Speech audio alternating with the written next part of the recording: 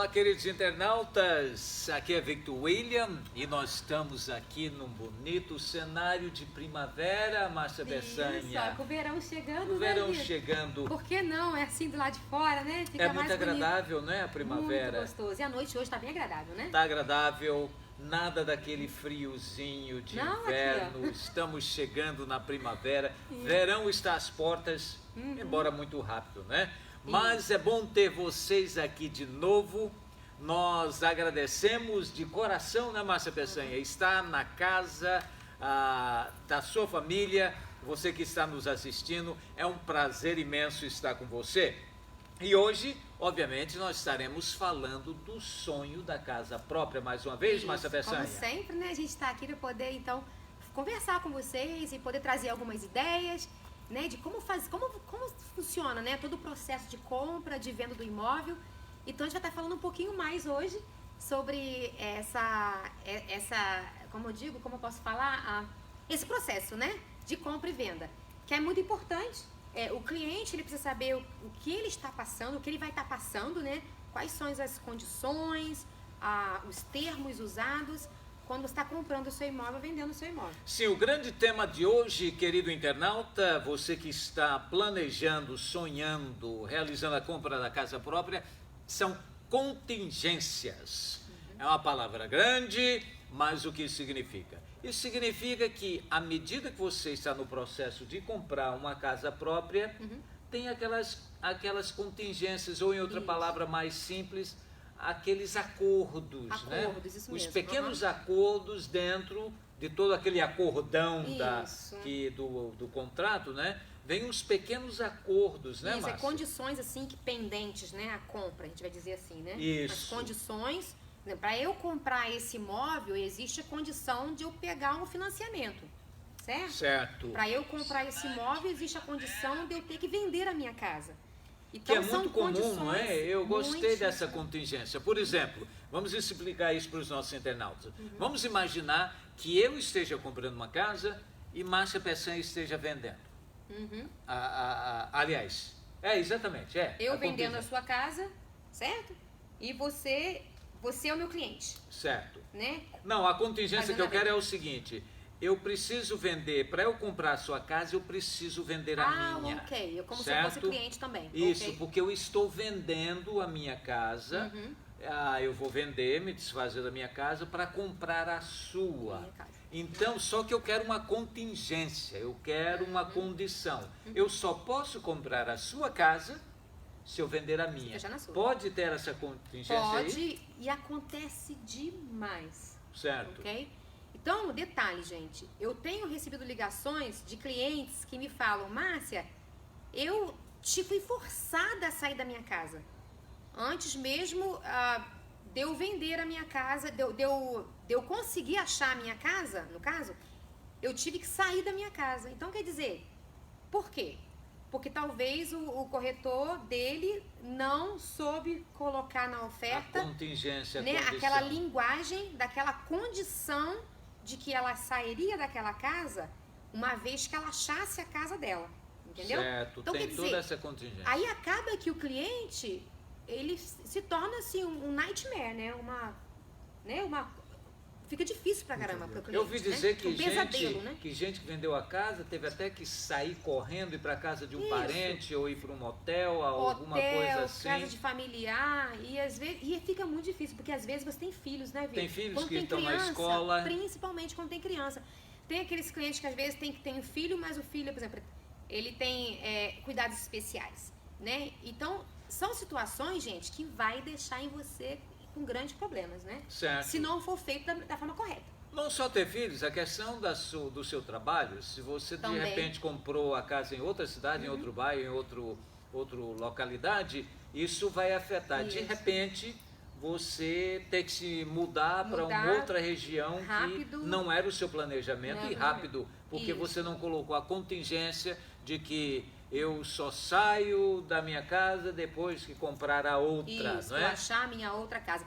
Na verdade, eu tô com vários clientes nessa situação. Certo. Tá? Porque hoje o que está acontecendo? O mercado, como deu uma melhorada muito boa, né? Então tem muita gente que comprou suas casas há uns anos atrás e compraram num valor bem baixo. Então hoje, essas casas pegaram valorização e eles estão então agora fazendo upgrade, né? Então talvez comprando uma casa maior, né? Uma casa, né, mais espaçosa, com mais quintal, ou talvez agora uma casa com piscina. Então o que acontece? Tem muitos clientes hoje fazendo esse tipo de venda, compra e venda com essa condição. Só que se você não estiver fazendo apropriadamente, aí você está no salvo, está com um problema sério. Certo. Pode ter grandes problemas, tá? Mas antes de começarmos a conversar sobre isso mesmo, a gente quer agradecer a vocês por estarem com a gente mais uma vez, né, no nosso live. Obrigada, então. Hoje mais uma segunda-feira, 8 horas da noite, como sempre estamos aqui. E queremos agradecer vocês e pedir a vocês que comecem a compartilhar esse vídeo, né? A gente quer pedir vocês a compartilhar esse vídeo para que as pessoas comecem a entrar e comecem a aprender com a gente, né? E logicamente também eu quero aprender com vocês, gente.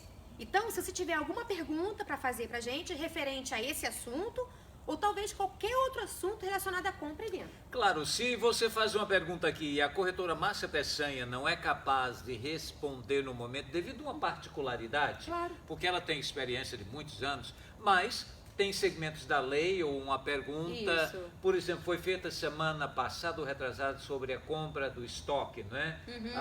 Isso. Não é? Aí nós ficamos sem saber qual era a pergunta, na verdade. Eu levei em consideração ao estoque, né? Estoque market, no caso. Então, quer dizer, eu pude responder aquilo, mas tem situações, às vezes, tem informações, perguntas que às vezes então somente talvez um advogado, né, vai poder te clarificar, até mesmo porque eu não quero falar algo e errar, né? Então quer dizer, mas se eu puder responder, eu estaria aqui para poder responder para vocês. Se não, vou te falar que não, na maior simplicidade, que não sei te responder a pergunta, mas que estarei talvez pesquisando para poder saber e te orientar da melhor forma possível. Isso. Então faça a pergunta que você deseja, porque a corretora Márcia Peçanha está aqui. Nós estamos aqui todas as segundas-feiras para fazer do procedimento da compra da casa própria o mais educacional possível. Isso. Por quê? É o maior investimento que muitas pessoas... A não ser que você esteja investindo numa grande empresa multinacional, criando um business, não é um negócio tremendo, mas naturalmente a compra da casa própria, né, Márcia Peçanha, é um dos maiores investimentos que você possa fazer. Isso. Então, você não quer dar um tiro no escuro. Você quer acertar. Por quê? Tem todo aquele lado psicológico, além da mudança, que afeta a família, tem a mudança física, mudar móveis, aquela coisa toda, e você não quer uma dor de cabeça numa hora dessa. A gente não quer, porque na verdade o que acontece? Quando você está comprando um imóvel, já engloba tanta coisa, né? É tanta informação que você precisa saber, é tanta coisa que você precisa se organizar para poder ficar pronto aquilo ali, que acho que é sempre bom você estar sempre ouvindo, né, falar sobre aquele assunto e poder aprender para quando você estiver realmente preparado para comprar, você saber o que você precisa fazer, o que talvez possa vir a acontecer para que você tome uma decisão mais fácil, tá? E bem feita. Tá bom? Eu quero mandar um abraço todo especial da nossa equipe, da produção, de nós, os apresentadores da corretora Márcia Peçanha, para o Maicon Gaspar. Obrigado, Maicon, por juntar-se a nós, a Karen Sena, a Luciane Natelli, quem mais? Valtinho Palhares, Patrícia Caffi, Marion Ferreira, Helena Santos, Marcele Bruno, Rodrigues Alencar de Almeida, Kathy Martinez, Leonardo de Moreira, Júlio e Andressa Oliveira, uma lista grande de pessoas que estão se juntando a nós. Um abração para vocês. Obrigado, gente, por estar aqui com a gente mais uma vez, mais um live. E compartilhe com a gente aí, então, pra gente poder começar, então, o nosso live, né, Vitor? Vamos, então, começar. A gente já deu um início, né, deu uma pincelada pra vocês no que vamos, talvez, estar falando aqui com vocês. E, claro, se você tiver pergunta, eu tenho cliente aqui agora no momento que está comprando comigo, né? Na verdade, Júlia e Andresa, obrigado sempre aí pela força. Eles estão sempre assistindo o nosso live. E eu quero agradecer muito a vocês. Lembrando, Márcia Peçanha, que essa parte informativa do nosso show imobiliário, ela visa as pessoas que estão com o sonho, outras que já estão com a intenção, né? Tem a diferença, tem vários níveis, né? Tem a pessoa que tem o sonho de comprar casa própria. Então está ainda pensando, está sonhando, né? Pois é, e existe forma melhor do que de aprender, né, Vitor? Claro. Já e está tem aprendendo. aqueles que têm a intenção, já determinou. Vou Isso. comprar a casa, vou sair do aluguel, já está na intenção. Como muitas das vezes, né? Por exemplo, a mulher, quando está grávida, né, esperando aquele filho, antes dela ganhar aquele neném, ela começa a ler aqueles livros de maternidade. Verdade, boa ilustração. Você se informa. Você começa a se informar, né? Começa a querer saber quando é que vai conseguir, você vai começar a ouvir o batido cardíaca do neném, né? Tirar ultrassonografia, como você vai fazer para o primeiro nome banho. da criança, tem muito. A compra da casa própria é igual. É igual. É como se fosse uma criança, não é? Que vai nascer, então você precisa aprender e como tratar aquilo ali, né? Aquela situação. Então, para os que estão sonhando, para os que já estão na intenção e para os que já estão no processo, que é o terceiro nível, também. é quando o comprador já está no processo. Ele não apenas intenciona, ele não apenas está procurando a Márcia Peçanha, fazendo perguntas preliminares, intencionais. Ele já está no processo. Já está Aí no processo. aqui, Márcia Peçanha, é que às vezes pode complicar uma coisa. Eu quero comprar uma casa multifamília e tem inquilinos na casa. Boa. Pode me dar dor de cabeça ou eu posso comprar Pode. essa casa tranquilamente, não vou nem ligar para contingências? Não. Gente, você pode ter grandes riscos, ok? Comprando uma multifamília que tem inquilinos morando. Por quê? Okay? Mas o inquilino, gente boa, gente legal, né? simpático, já estão na casa. Por que eu tenho que Bom, dar é essa como aquele contingência? ditado, né? Quem vê cara não vê coração, né, Vitor? Certo. Então, o que acontece, gente? Quando você está comprando uma casa que tem inquilinos morando, é sempre a melhor forma de você comprar aquele imóvel sem que você tenha tanto risco é você pedir ao dono do imóvel, tá? Logicamente, seu corretor, né, vai estar fazendo para você isso. Então, na oferta, o corretor precisa colocar a linguagem de que ele vai querer ver no mínimo de 4 a 6 meses de aluguel pago em dia. Ok? Certo. Então, como ele vai te fornecer isso? Ele vai oferecer para você no extrato bancário, tá? Dele, talvez, ou talvez cheques, tá? Cancel checks, que Ou chama, recibos. né? Recibos. Tem muita gente que ainda escreve o tradicional recibo, Isso. né? Apesar de receber um cheque, ele vai lá... Tem aqueles também que fazem um cheque, né, Vitor? Então, você tem a cópia, né, no extrato, todos aqueles cheques que foram pagos todo 1º de junho. Tem uma forma de comprovar. 1º de julho, Alguém vai ter que 1º de comprovar agosto. isso. Então, quer dizer, se você vê, né, naqueles comprovantes ali, que um mês ele paga de 1º, outro mês ele paga dia 15, outro mês ele paga dia 5, outro mês ele paga dia 20. Atrasando o aluguel. Você vê que você está vendo, tá aí, tá na cara que o inquilino, ele não é um inquilino ali, né, certinho, constante no pagamento do seu aluguel, ok? Então, é um detalhe muitíssimo importante. Lembrando, Márcia Peçanha, que a pessoa nesse sentido, que vai comprar uma casa multifamily, que ele vai morar, mas tem 2, às vezes, ou 3 inquilinos, ele vai se tornar também um landlord. Ele tem que entrar na mentalidade de business, de negócio. Isso. Ele não quer um inquilino que não paga. Exato. Certo? Ele tem que saber lidar com o inquilino também. Até mesmo porque ele vai depender daquele aluguel para poder pagar o financiamento dele, né? A hipoteca dele. Então você quer ter certeza que esse inquilino é um inquilino que paga direitinho, que paga em dia. Porque senão você vai estar com problema, ok? A outra, talvez, solução de você não ter o inquilino problemático é você pedir todas as unidades vazias, ok? É o que talvez tornaria um pouco mais difícil. Porque tem gente que não gosta de lidar com o inquilinato. Isso. Pode ser uma bênção, como pode trazer dor de cabeça. É um negócio. Se é uma multifamília, você vai ter que ter inquilino de qualquer forma, então não tem jeito, tá? Então o que acontece? Tem gente que às vezes pede as unidades vazias, principalmente quando não tem um lease, né? Quando não tem um contrato já assinado pelo inquilino, ok? Então, se os inquilinos não têm um contrato, porque às vezes o que acontece? O inquilino já está lá 1 ano morando, então vai ter que renovar o contrato. Então, às vezes, antes de renovar o contrato, né? O lease dele está expirando já. Então, você pode pegar e falar, não, prefiro a casa vazia, porque eu mesmo vou estar selecionando meus inquilinos. Tem essa opção também. Tem essa né? opção. Tem gente que vai dizer, não, mas eu prefiro que os inquilinos que já estão aí fiquem, porque não vai dar dor de cabeça, e o pagamento já vai ser decorrente, desde que você tenha como comprovar que o inquilino paga em dia direitinho, eu não vejo nenhum problema, Vitor, tá? Certo. Agora, também tem aquela situação em que o inquilino tá lá, tem inquilino que tá lá morando 10 anos, eu tenho situações de clientes que tá comprando multifamília em que o inquilino tá lá, já mora 10 anos na casa, mesma casa, ok? Então o que acontece? Aquele inquilino por estar morando já 10 anos naquela casa, o dono da casa, ele não fica aumentando tanto o aluguel. Por quê? Certo. Porque é um inquilino que paga em dia, é um inquilino bom, ok? Então, às vezes, muitas das vezes, o landlord, eles não querem, assim, perder aquele inquilino. Então, a maneira dele não perder esse inquilino é, às vezes, talvez subir o aluguel muito pouquinho, tá? Bem abaixo do valor de mercado. Só para manter a inflação, não é? Para manter aquele inquilino ali e não ter um apartamento vazio e talvez ter que procurar outro inquilino e, às vezes, pega um outro inquilino e tem problema.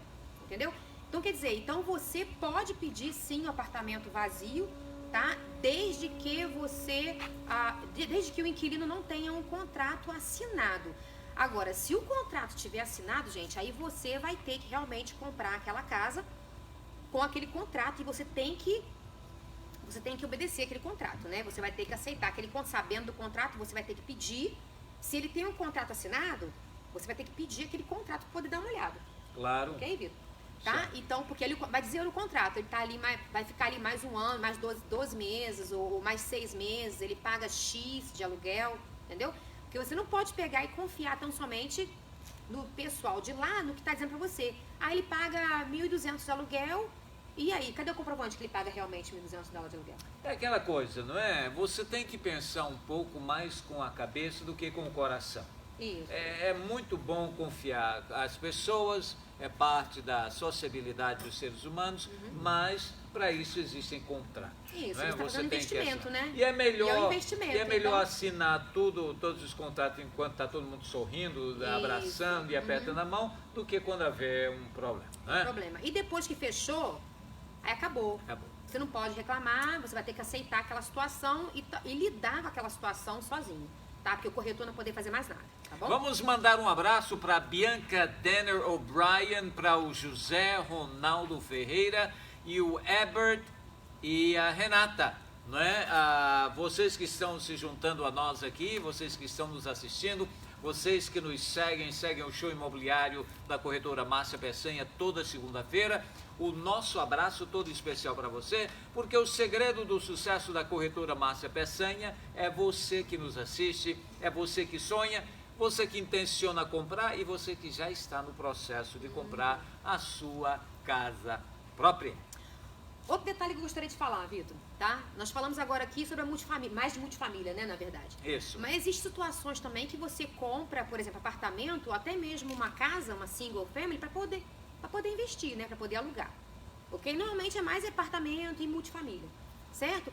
Agora, quando você compra também um apartamento, existe também uma outra condição. Qual é? Vamos ver a do apartamento. Que você precisa saber, estar ciente de que você, quando está comprando um condomínio, ok? E tem condomínio FII nele, você precisa exigir ao seu corretor o condomínio docs, tá? Que é a comprovação. Porque eu já ouvi algumas histórias cabeludas sobre isso. Se o condomínio tiver atrasado, dá problema sério, não é isso? É, porque na verdade o que acontece? Quando você compra um condomínio, tá? E tem um condomínio FII para pagar, mensalidade ali, na verdade, se você estiver fazendo financiamento, o banco ele vai querer ver que você tá com chamado 6D, é um documento chamado 6D, tá? Que tem que ser apresentado no dia do fechamento. Sem esse documento Esse você não documento fecha. faz o quê? Ele comprova o quê? Ele comprova que todo o condomínio FII está sendo pago em dia. Em dias. Então, ele tá tipo assim, uma carta de da associação, liberação da associação. Carimbada por eles, assinada por eles, dizendo que aquele condomínio, que aquela pessoa, aquele dono atual da propriedade, tem pago o condomínio em dia e que até o dia do fechamento, tudo pago. Certo. Okay? Então, o condomínio docs, que a gente chama, ele é importantíssimo, gente. Por quê? Você vai ver esse detalhe, como também você vai saber se existe alguma... Por exemplo, o condomínio FII, ok?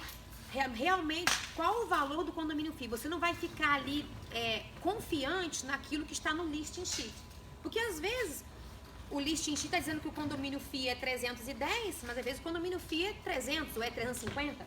Tem mais algumas coisas? Pode acontecer do corretor ele, talvez errar.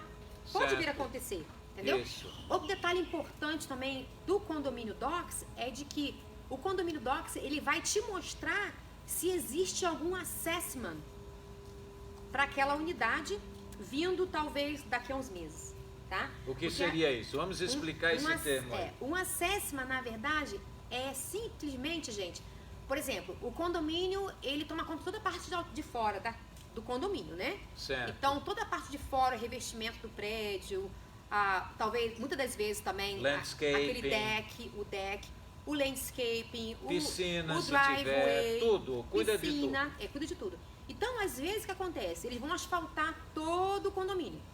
Onde fica o parking, vão aumentar talvez o parking space. Então, isso, se o condomínio ele não tiver dinheiro suficiente, tá? Escrow suficiente na conta deles, né? O que acontece? Eles vão pedir esse valor dos donos do apartamento. Tá? Vai vir na próxima mensalidade um assessment, um valor a mais do que o normal para custear aquele projeto. Entendi. Tá? Isso é quando o condomínio ele não tem reservas suficientes. Certo. Então, quando você está comprando um apartamento, é importante você requisitar esse condomínio Docs. Por quê? Porque nesse condomínio Docs vai estar dizendo também sobre a reserva, tá? As reservas do condomínio. Se a reserva do condomínio for alta, ela for boa, você dificilmente vai ter esse assessment. Certo. Okay? Agora, se na verdade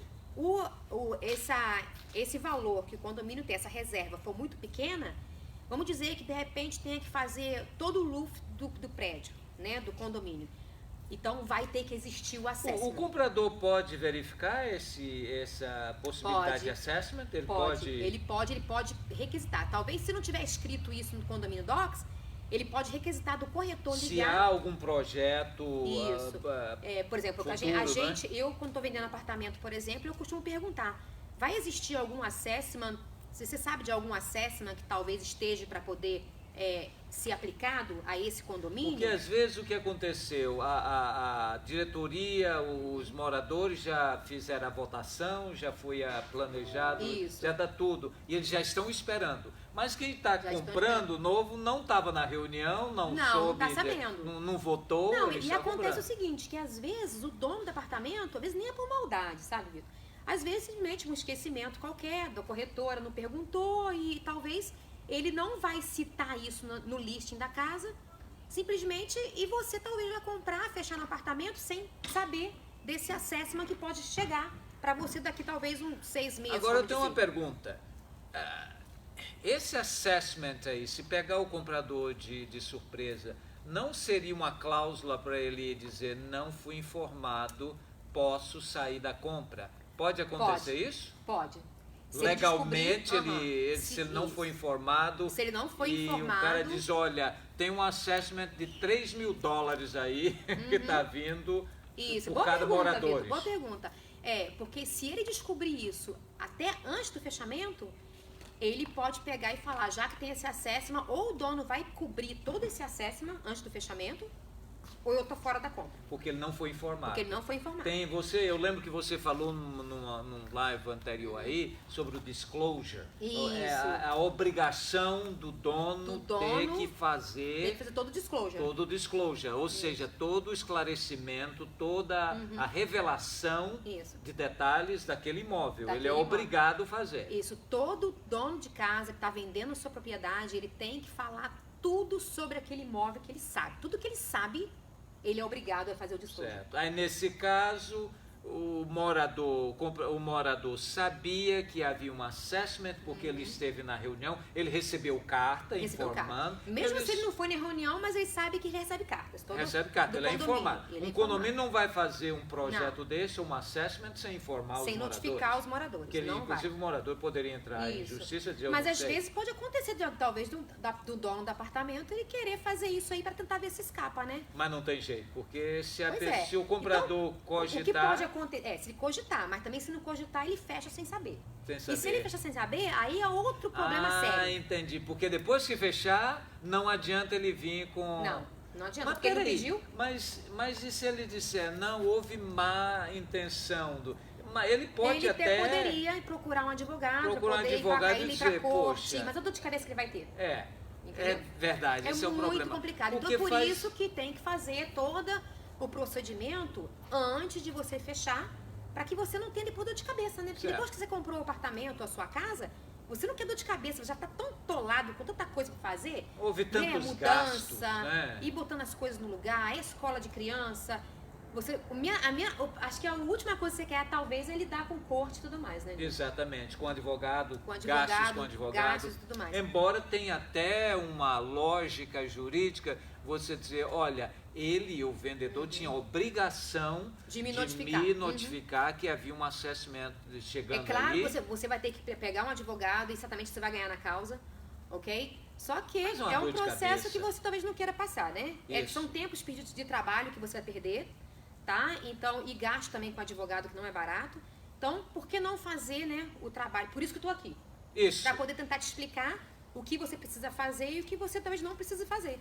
Tá bom? Agora, você trabalhando, gente, com um profissional ali do seu lado, você talvez não vai precisar ter essa dor de cabeça, né, Vitor? Então, essa função de um excelente profissional como a corretora Márcia Peçanha é fazer isso que nós estamos fazendo aqui todas as segundas-feiras. Educar. Porque é importante o comprador e o vendedor, ambos, estarem educados para que os dois não se tornem inimigos. Né? Não, a gente não quer Você isso, quer que seja a compra ou a venda da casa própria, principalmente quando envolve essa multiplicidade de eu estou comprando, eu estou vendendo a minha para comprar daquela. Isso. Quando entra esse efeito dominó, tudo tem que estar certinho. Tudo está bem certinho. Para evitar o conflito. Isso. Então, agora voltando lá no assunto, gente, se você tiver alguma pergunta, pode mandar pra gente, tá? A gente quer ouvir sua pergunta. Bom, tem aquela pergunta que o pessoal sempre faz, eu tenho aqui. Quais os gastos que eu terei com o imóvel após a compra? Porque tem antes da compra, né? Tem antes da após compra. A compra, temos o gasto? Após a compra seria somente você manter a propriedade, né? De forma adequada. E você pagar a sua hipoteca, né, em dia, direitinho. Então, quer dizer, não teria, assim, gasto extra, não existe, tá? É mais quando você realmente, antes de você fechar na propriedade. Mas eu diria que tem sim. Eu vou discordar da Márcia Peçanha, eu diria que tem sim. É você não pegar uma boa profissional e cair no acesso, não. Vai ter gastos com advogado, vai ter gastos com condomínio. Isso, né? Aí vai ser... Então... Cuidado, mas após uma compra legal, tudo certinho, praticamente nenhum gasto mais. Nenhum gasto, você está tranquilo, você vai ficar mudou pra casa feliz própria, da vida, mudando para sua casa, né? Vai ter aquele transtorno da mudança, que todo mundo sabe que tem um pouquinho de transtorno, que mudança não é fácil, mas está todo mundo feliz, né? Com a compra bem feita. Verdade. Né? Aliás, pode não ter nem gasto, mas ganho. Mas ganho, pois é. Tem gente que compra uma multifamily, está morando... o aluguel são bons inquilinos, porque foi feito todo o estudo, toda a apresentação. Tem mais ganho, vou te falar até mais, né? Eu tive um cliente que fechou comigo uma casa agora, na sexta-feira passada, bem em Framingham, na cidade de Framingham. Ele conseguiu naquela casa, na verdade, um equity bom, Vitor. Muito bom o equity da casa. Ele entrou naquela casa já com equity de $50 mil. Nossa. Ele comprou muito bem comprado.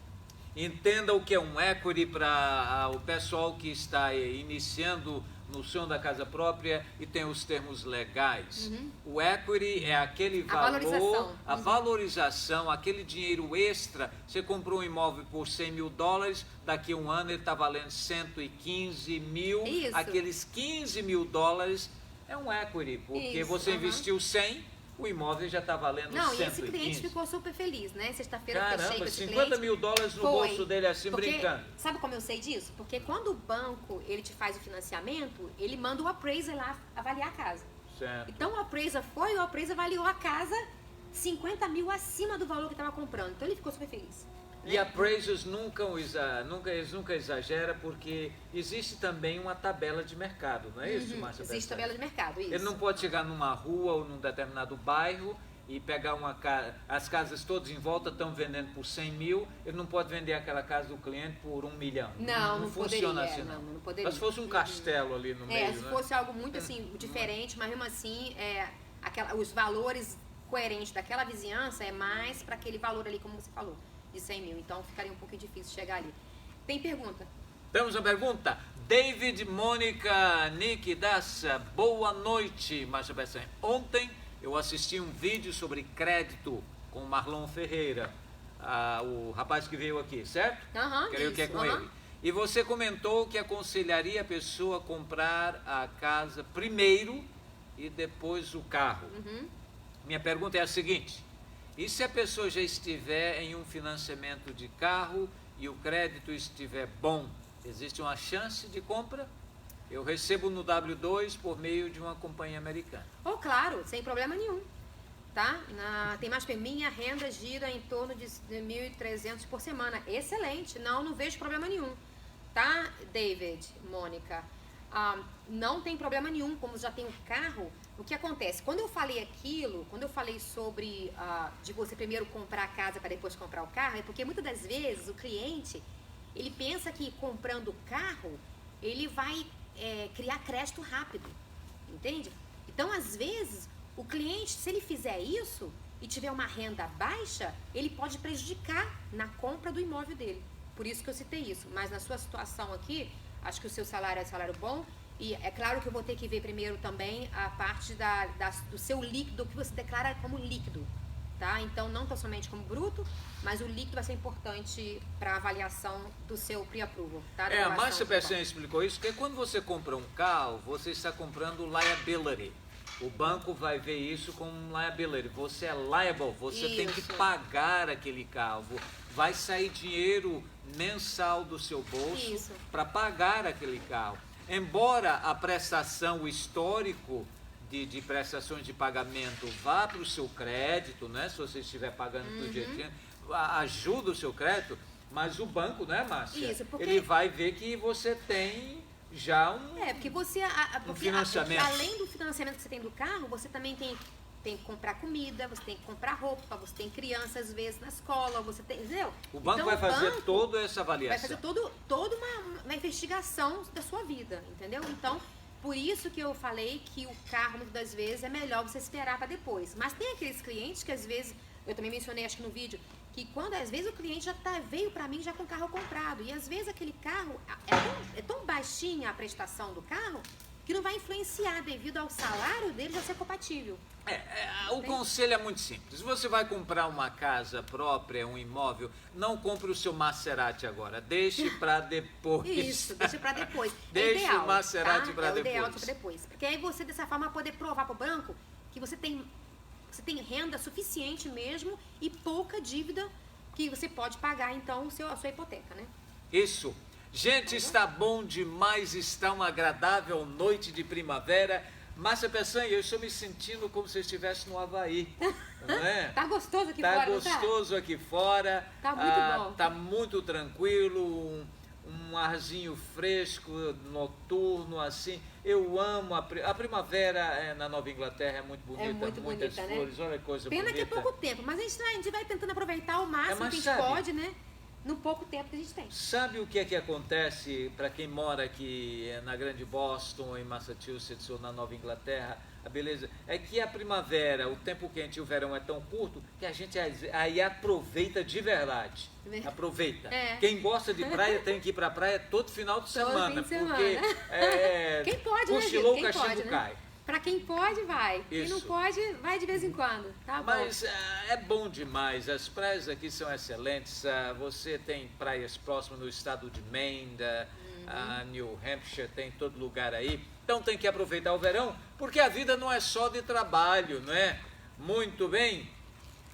Temos mais alguma pergunta? A Cláudia Lala Pintos diz: boa noite. Quanto tempo depois podemos refinanciar para tirar o PMI? Oi, Cláudia, tudo bem? Boa noite. Cláudia, excelente pergunta, tá? para poder tirar o PMI, você pode refinanciar tão logo você tenha equity na casa, valorização na casa. Ok? Então, tão logo você tem a valorização nela, você já pode refinanciar para tirar o PMI. Agora, lembre-se que nem sempre, às vezes, é macete você refinanciar para tirar o PMI. Ok?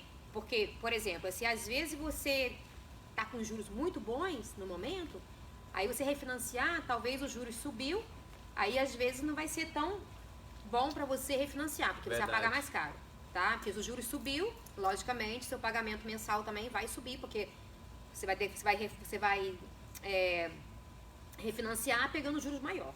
Por telepatia aqui, eu já estou ouvindo aqui uma mensagem de um internauta dizendo, meu Deus do céu, o que é um PMI? Explica aí que nessa eu voei. A pergunta foi feita, PMI, se ela já pode obter esse PMI. O que é isso? O PMI é quando o cliente ele compra dando menos que 20% de entrada. Certo. Ok? Então, todo mundo que compra sem, ou seja FHA, o financiamento é FHA, ou seja financiamento convencional, você tem PMI se você comprar com menos que 20% de entrada. Ok? Então, nem todos, às vezes, têm os 20% para dar, né? Então, quando o cliente não tem 20% para dar, o banco, então, ele vai te cobrar um PMI. O PMI, ele pode variar ali, talvez, $150 por mês, como pode ser 250, 200, 250, vai depender muito do financiamento. Em outras palavras, é um insurance? Isso, é o seguro do seu financiamento. O seu financiamento. O banco te empresta o dinheiro, mas ele quer ter uma segurança de que se houver algum problema, ele recupera aquele coisa. Então, o banco compra o insurance. Como fosse o seguro da casa também. Seguro da casa, seguro do carro. Então, esse PMI nada mais nada menos do que um seguro sobre o valor do empréstimo passado para você. Isso. Então, se você, como a Márcia Persson explicou, se você dá pouca entrada, não dá tanta garantias para o banco diz, vamos fazer um segurozinho aqui. Vamos fazer um segurozinho aqui. Porque o banco ele quer ter segurança, né? Ele quer ter segurança. Ele quer ter segurança. É o PMI, não é? Ok? Então a gente vai... tem mais perguntas? Temos a Cláudia Lalapinto. Tem mais uma pergunta? Ela está fazendo pergunta aqui. Carneiro. Não, ela tem. O refinanciamento sempre será feito de 15 a 30 anos? Calma, vamos para a Cláudia ainda. O refinanciamento sempre será feito 15 ou 30 anos? Essa é a opção que a pessoa tem?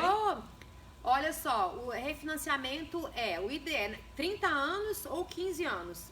Me parece que também tem 10 anos de refinanciamento. Não tem muito, mas depende muito do banco, tá? Da sua situação e do banco que está te fazendo o refinanciamento. Mas 15 anos seria talvez um dos mínimos, talvez podendo fazer 10 anos. Mas espera aí, um momento. Agora eu vou entrar na mente do pagador da hipoteca. Vamos dizer que eu faça um financiamento com o banco por 30 anos. E a minha hipoteca seja $1.000 por mês.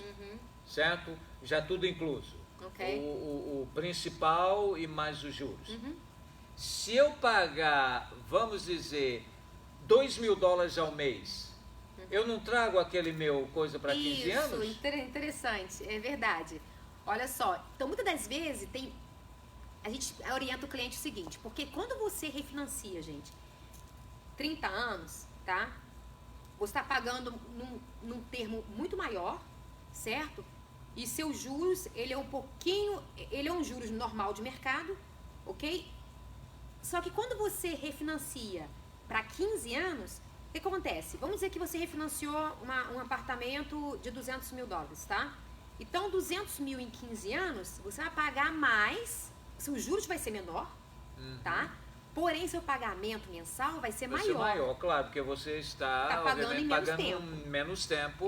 Agora, se você fizer em 30 anos, você vai, dos $200 mil em 30 anos, você vai pagar ele mais tempo, porém, você vai ter um mortgage, uma hipoteca menor, certo? Mas entenda que você tem uma hipoteca, um pagamento mensal menor, mas ao longo de 30 anos você vai pagar muito mais juros, obviamente. Isso, vai pagar juros, é claro. Então, claro, se você puder fazer 15 anos, ótimo. Mas se não puder fazer, não tem problema. Por quê? Porque o cliente que comprar com 30 anos fixo, o que acontece? Se ele tiver dinheiro de sobra todo mês, ele pode ir pagando só ele mais. Pagando. Você manda o seu principal. O banco te manda aqueles boletins para você pagar, então lá dentro você vai riscar lá para poder ir $1.000 extra pro principal. Pro principal. Ok? E sabe que eu gosto disso? Eu vou explicar, Márcia Pessana, por que eu gosto desse aqui. Porque na contingência de no mês eu estar apertado, Isso. não é? Eu pago a mensalidade mais baixa. Mas não, vamos dizer que 1 ano ou 2 eu seja melhor de salário, de dinheiro, de investimento. Eu meto o dinheiro, invisto, abato o meu principal. Isso mesmo. Abato o principal. Muita gente faz isso. Faz e isso. abate bastante, tá, gente? Isso. Abate bastante. Então você não fica sob pressão, Isso, né, de ter é que verdade. pagar aquele valor 2.000 todo mês. Então você pagando 1.000, aí às vezes você vai, tem um mês que eu posso mandar $1.500 acima. Você manda aquilo para o banco. Então quando você for ver, você vai diminuir bastante os seus anos de pagamento. E o controle está com você. Portanto, não sei, eu vou perguntar a Márcia Pessan, que ela que é especialista, eu sou apenas o apresentador aqui, não entende de nada dessa coisa, ela é quem dá a resposta técnica. Nesse caso, o cliente fica mais em controle. Eu estou Ele certo, fica mais, né? eu acho que ele ficaria até um pouco mais tranquilo, né, Vitor? Certo. Porque devido ele não ter que pagar aquele valor alto, a não ser que o valor para ele seja um valor muito fácil de ser pago, fazendo 15 anos, vai ser tranquilo, não vai apertar nem nada. Agora, se vai te apertar, eu aconselho você não fazer. Faça de 30 anos e depois vai pagando devagarinho, Vai pagando o mandando sempre principal, um pouquinho. manda $100, 200, Que seja ajuda, $200 faz todo uma mês a diferença. mais. Todo mês. Vai te ajudar e muito, tá? Sim, E é muito. verdade. Tá É joia? verdade. Gente, está sensacional. Obrigado, Cláudia, pela sua pergunta. Um abraço a todos os nossos queridos internautas. O Vitor Carneiro também fez uma pergunta. Boa noite, Márcia. Seria estrategicamente melhor comprar multifamily primeiro, para não perder os benefícios de financiamento da casa de uma single family depois? Sim, Vitor, sim, seria sim, tá? Então, se você não se importa em comprar a primeira propriedade sua, né? Uma propriedade que você está morando com alguém, né? Alguém em cima de você ou embaixo de você, então eu aconselho você ir para multifamília primeiro. Porque o que ele está perguntando ali, ele tá bem ciente, né, do processo. Bem informado. É bem informado. É de que se você comprar a multifamília primeiro, você compra com 3,5% de entrada, que é o mínimo de entrada, ou 3%. E quando comprar a segunda casa, vamos dizer que você comprou 2 famílias agora, e daqui a 1 ano você quer comprar para você uma single family. Ele pode comprar a single family com 3,5% de entrada. Como se fosse a primeira casa Como dele. se fosse a primeira casa. Interessante. Porque muito o banco vai considerar a multifamília como investimento e a single family dele como moradia. Então, uma boa pergunta, Vitor, tem batido na tecla sempre aqui, mas é sempre bom relembrar, né, para todos, né? Então, sim, seria melhor se você pudesse comprar. Agora, é claro, tem aqueles clientes que preferem talvez entrar numa single family e não quer ter dor de cabeça hoje. Aí depois, daqui a uns 2 anos e 3 anos, pensa em comprar uma multifamília. Aí, infelizmente, vai ter que dar 20% de entrada. Não vai ter jeito. Não vai ter jeito. Agora, existem maneiras também, que é bom também falar aqui, que é um assunto puxa o outro, né? Certo. Existem maneiras também, por exemplo, se você... Eu tenho um cliente nessa situação hoje, tá? Ele tem, na verdade, um apartamento em Framingham e está querendo comprar uma multifamília para ele. Então, ele está saindo de um apartamento para outro apartamento. Certo? Então, essa situação dele na verdade, normalmente, não funcionaria como ele dando pouca entrada. Ele teria que dar 20% de entrada. Porque é de um apartamento para outro apartamento. Entendi. Você entendeu? Só que existe uma forma de se fazer essa compra você dando menos entrada. Como? Pode explicar? Isso. Okay. É isso que eu ia fazer a pergunta. Por exemplo, você comprar o apartamento seu é de 2, vamos dizer que o apartamento do cliente seja de 2 quartos, ok? E ele está querendo comprar, então, agora uma multifamília. Então, essa multifamília dele, ele vai ter que comprar a multifamília com 3 quartos. Se o dele for 2 quartos? Se for 2 quartos aqui. Ele tem que aumentar o número de quartos. Ele tem que aumentar o número de quartos ali. Aí funciona? Porque aí funciona, porque aí eu teria como falar com o banco, dar uma desculpa pro banco, né? Certo. Que ele tá comprando essa casa aqui porque ele precisa de mais espaço. E ele vai estar morando nessa multifamília. Por quê? Entendi. Porque o apartamento dele, o atual, é de 2 quartos somente, 780 square feet, vamos dizer, ok? E a multifamília dele, um apartamento lá, tem 1.100 square feet. Então, é maior, ok? Outro detalhe importante também, por exemplo, se você comprar, tem um apartamento, por exemplo, eu tive um cliente que fez a seguinte compra. Ela tinha um apartamento em Worcester, ok? E comprou para ela um outro apartamento em Framingham. Certo. Ok? Então, o que nós pudemos usar aqui como excuse, né, como desculpa para o banco, foi de que, e realmente era verdade, que ela trabalhava em Boston. Certo. Então, para ela, o Commuter estava muito longe, muito distante. Então, todo o traffic que ela pegava, né, congestionamento para poder ir para o trabalho, estava sendo muito difícil para ela, muito cansativo para a família dela e tudo mais. Então, a gente pôde fazer a compra dela com menos entrada, com os 3,5% de entrada, no apartamento dela de Framingham, mesmo ela tendo o apartamento dela em Worcester. Sem ter que desfazer do apartamento. Então, o que o banco quer ver é que se você comprovar que a compra da multifamily é uma necessidade, uma necessidade, seja porque está aumentando o número de cômodos, e a família está crescendo, área de moradia, isso. Então ele corre dos 20%. E mais fácil ainda quando você pode juntar as duas coisas, ok? Tanto o número a família cresceu, você precisa de mais quartos, e também a distância de trabalho. Tá bom? São dois fatores importantes. Eu tenho quem sabe, até, Márcia Peçanha, poderia até haver outros argumentos que talvez o banco aceite.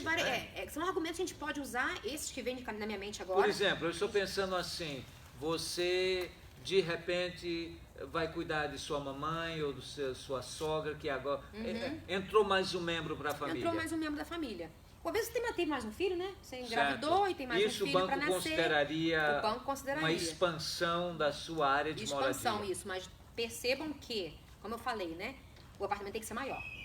Não pode ser meu mesmo tamanho, porque o banco vai ver, tá, gente? Vai ver. Interessante. Então, tem que ser maior para que a gente possa convencer o banco de que realmente você precisa comprar essa outra propriedade. Eu achei eu não tinha conhecimento disso. Você não conhecia, né? Não conhecia esse argumento junto ao banco para você sair daquele pancadão dos 20%. Porque, dos 20%. Meu amigo, é bala na agulha, é doloroso. Eu sei, nem todo mundo às vezes consegue pagar, né?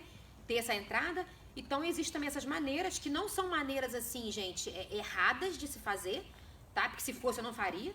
Tá? São maneiras que são situações em que realmente pode se fazer e de forma bem legal, tranquila, então, para que você possa comprar de forma bem Respondemos ao Vitor, então, aí, o meu xará, né, sobre a questão de, sim, se você comprar multifamily, não vai ter problema depois de comprar single family, não é? Aquela coisa. Mas, se comprou a single family, para escapar daquela pancadão dos 20% de entrada, você vai ter que ter junto ao banco os argumentos que a corretora Márcia Peçanha explicou aqui. Né? Agora eu gostaria de falar também, Vitor, sobre aquela questão que nós falamos bem no início, né? Que a gente não explicou tanto, né? A gente não desenvolveu tanto o assunto, foi sobre a contingency. Né? As contingências, aqueles contratinhos dentro do contrato, as condições. A gente está falando hoje sobre condições aqui, né? Então, eu quero poder falar de mais ou menos uma condição, porque o tempo está passando muito rápido, as pessoas têm perguntado, a gente já respondeu algumas perguntas aqui e já está sendo avisado para a gente que está quase acabando o nosso tempo, ok? Mas, se você tiver pergunta, mais tarde, gente, pode me ligar, tá? No meu telefone, 508-509-5996. Será um prazer poder estar conversando com vocês e te dando toda a assessoria necessária. Então, voltando lá sobre a contingency, no caso de você estar vamos dizer, você está comprando um imóvel, tá, hoje, e você está vendendo o seu imóvel também. Então, você mora numa casa hoje que é sua, comprada sua, e você tem financiamento nela, ok?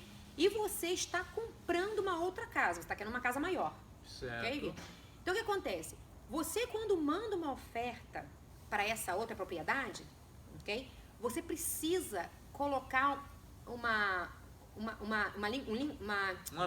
linguagem, uma cláusula, o que nós chamamos de contingência, uma condição. Condição na oferta de que você, para poder comprar essa casa aqui, você vai precisar vender a sua casa aqui também. Isso. Então, o que a gente faz? A gente faz a venda simultânea, no mesmo dia. Ok, Vitor? Então, a gente, por exemplo, o cliente tem que fechar primeiro na venda dele e depois fechar na compra. Minutos depois ele já pode Minutos depois ele pode fechar na compra. Às vezes acontece até no mesmo escritório, não é isso? Sempre no mesmo escritório. Sempre no mesmo escritório. No mesmo escritório, isso Fechou mesmo. com um advogado aqui, com um grupinho, ele já fecha já parte a compra. pro outro. Isso. Então, o dinheiro daquela venda da sua casa aqui já vai ser transferido para a sua compra da casa aqui. Então, quer dizer, se você não colocar aquele linguajar na sua oferta, você não está protegido. Lembre-se bem disso. Tá? Então, mesmo que você, detalhe, mesmo que você tenha a sua casa aqui, atual, já paga, totalmente paga, sem financiamento nenhum, porque ela já está toda quitada. Se você comprar essa casa aqui, tendo que dar entrada, vamos dizer que você tenha que dar $50 mil de entrada e você não tem esse dinheiro na conta bancária. Você vai usar o seu fundo dessa casa aqui para poder fechar nessa casa aqui, certo? Exatamente. Então, para você então fechar nessa casa aqui, você tem que primeiro fechar aqui. Vender aquela então, quer primeira. dizer, Exato. se você não colocar esse linguajar na sua oferta, se o corretor seu não colocar para você está desprotegido. Por quê? Porque você vai ter que sair dessa casa para o outro comprador aqui entrar na sua casa, entendeu? Porque você está vendendo essa casa aqui, tem um comprador para essa casa, certo? Então, se você não colocar esse linguajar nessa casa de cá, vai e ter na que sua vir venda com esse aqui, dinheiro do seu bolso. vai ter que dar um jeito. Aí que acontece? Aí vem problemática de você perder depósito. Isso. Né? E o depósito é importante, gente. Depósito sempre ali, $1.000 de depósito, 5% de depósito, né? Que no caso, quando o segundo depósito seu, total de 5%, e 5% não é brincadeira, gente. Você não quer perder esse valor. Né? Não quer. Você não quer perder dinheiro de forma nenhuma. De forma alguma. Gente, o nosso programa de primavera hoje está sensacional, mas nós estamos chegando ao fim. Lembrando que esses nossos programas, eles ficam no arquivo. Tudo você gravado. pode assistir, porque eles são educacionais. Tá? Temos vários outros arquivos aí que você pode, no túnel do tempo, nos procurar lá, porque cada programa nunca é o mesmo. Não, embora nunca é o mesmo. nós podemos repetir assuntos correlatos, mas as perguntas, a temática sempre muda. Bem, lembrando que você pode encontrar a corretora Márcia Peçanha, ou se contatar com ela através do número que temos aí na nossa tarja, também 508-509-5996, ou no Instagram. No Instagram também. Você pode ir lá. Márcia Peçanha. Márcia Peçanha com 2 S, tem a marciapeçanha.com, tem a website, Realtor, isso. Também tem um tem site. Tem o Realtor Márcia Peçanha também, no meu Facebook. Então, gente, tem várias formas de me encontrar. Tem o WhatsApp também me procuram demais lá, como também no Google. Você às vezes não lembrou meu telefone, vai lá no Google, Márcia Peçanha. Gente, vai aparecer, não tem como não aparecer, tá joia? Então, precisando vender seu imóvel ou comprar seu imóvel, me procure, será um prazer poder estar dando assistência necessária a você. E a gente quer agradecer demais a cada um de vocês. Sim, agradecer e deixar a a seguinte informação. Se você não conseguiu fazer a sua pergunta hoje, faz na próxima segunda-feira, porque estaremos de volta com o maior show imobiliário da grande Boston, com a corretora rainha Márcia Peçanha. Mais um detalhe que eu também quero ressaltar aqui, lembrando da semana passada que nós falamos aqui sobre o crédito, gente, tá? Se você está pensando em começar a arrumar teu crédito para compra da sua casa, quer seja com IT Number, quer seja com social, nós podemos te ajudar também, ok? Então nós fazemos desde a parte do crédito, preparo do cliente, bem lá, o cliente está cru, não tem crédito, não sabe como fazer.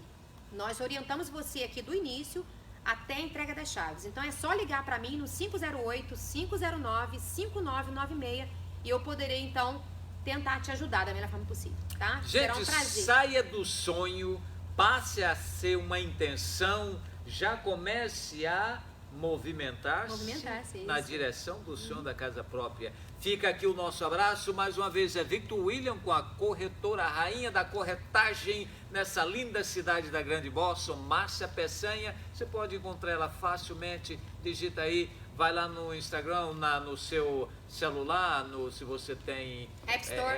no App Store, vai lá e procura Márcia Peçanha e vai encontrar, tá? Temos esses contatos todos, Facebook. Não tem. Se você tem acesso à internet, você tem acesso à corretora Márcia Peçanha. Fica o nosso abraço a você no Brasil, a você na Europa, nos Estados Unidos, em algum lugar desse lindo mundo de Deus. o nosso querido abraço e o nosso obrigado. Obrigada a todos vocês que estão assistindo a gente, quer seja na Flórida, já vi cliente na Flórida ali, quer seja aqui em Massachusetts ou no Brasil. A gente agradece a cada um de vocês. E detalhe também, outro detalhe, outra informação, só um minutinho, gente, não desliga não. Outro detalhe também é que se você estiver pensando em comprar a sua casa na Flórida, eu também posso te ajudar. Então me dá uma ligadinha no 508-509-5996. Me ligue, tá bom? Boa noite a cada um de vocês. Obrigado por mais uma noite aqui com a gente. Tchau, tchau. Tchau, tchau.